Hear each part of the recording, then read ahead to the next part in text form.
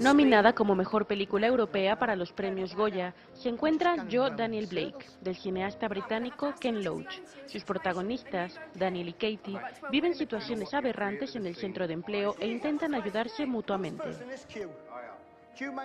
We were interested in Daniel Blake because he's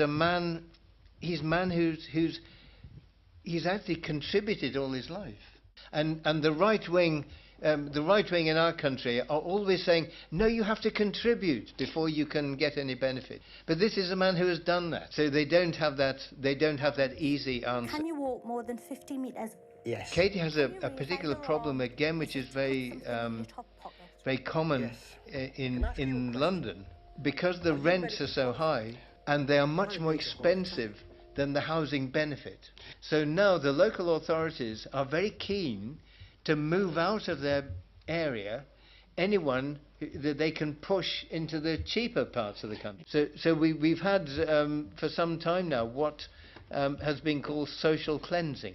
So that, it's only richer people who live in the center of London. Conocedor de la situación de los trabajadores mexicanos en los Estados Unidos, como reflejó en su película Pan y Rosas del año 2000, Ken Loach valoró la situación actual bajo el mandato de Donald Trump.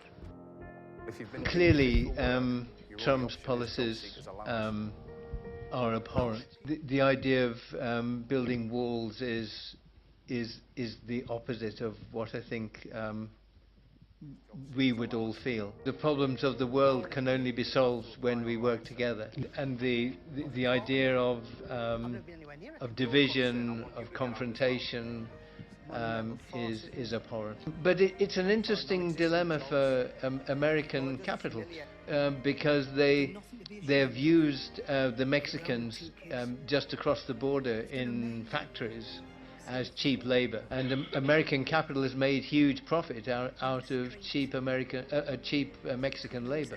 So it's difficult to see exactly how it will play out.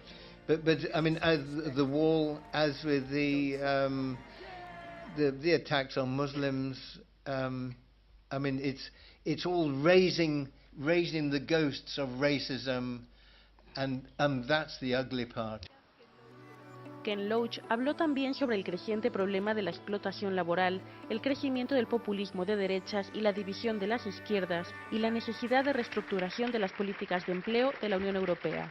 Para Canal 22, desde Madrid, España, Cine Islas, corresponsal.